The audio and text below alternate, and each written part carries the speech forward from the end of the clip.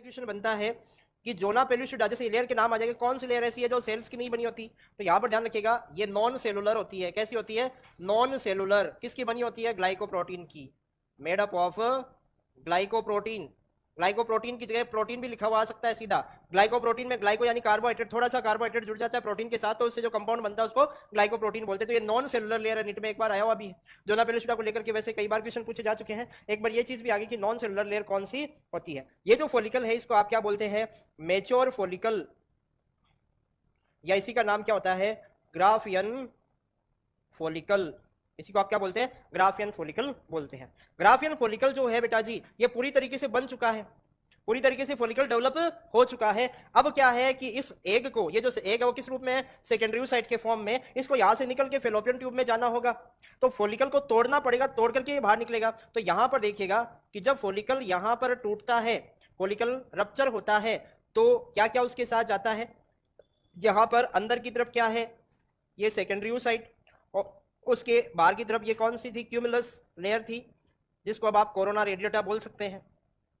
और इन दोनों के बीच में एक ग्लाइकोप्रोटीन की लेयर भी आपको देखने को मिलती है, जिसको आप क्या बोलते हैं? Zona pellucida. ये वाली लेयर कौन सी है? Zona pellucida. ये वाली लेयर जो है वो कौन सी है? Corona radiata. अब इसको क्या बोल देंगे? Corona radiata. और ये मेम्ब्रेनस ग्रेनुलोसा से ही बनी है।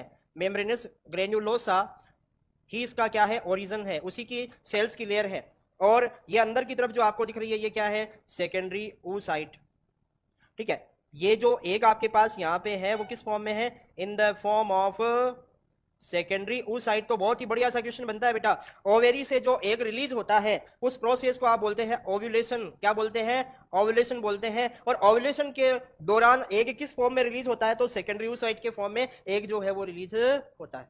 बात समझ में आई कि नहीं आई? उसके बाद आगे की इंपॉर्टेंट चीज यहां पर देखिए कि भाई ये इतना पार्ट तो रिलीज हो गया, कहां चला गया? फेलोपियन ट्यूब में। अब बचा हुआ जो ऊपर का पार्ट है वो तो यहीं पे रहेगा ना। तो रिमेनिंग जो पोर्शन है, ठीक है, रिमेनिंग जो पार्ट है वो एक येलो कलर की स्ट्रक्चर में कन्वर्ट हो जाएगा। उस येलो कलर की स्ट्रक्चर को आप बोलते हैं कॉर्पस ल्यूटियम, जो कि एक टेम्परेरी एंडोक्राइन ग्लैंड होती है। ये क्या है? Remaining part of mature follicle. Remaining part of mature follicle जो है बेटा जी, वो एक येलो कलर की टेम्परेरी स्ट्रक्चर में कन्वर्ट हो जाता है, जो एंडोक्राइन फंक्शन भी करता है।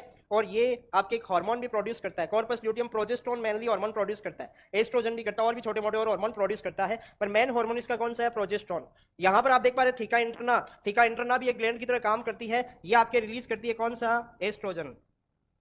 ये प्रोड्यूस करती है कौन सा? Oestrogen hormone.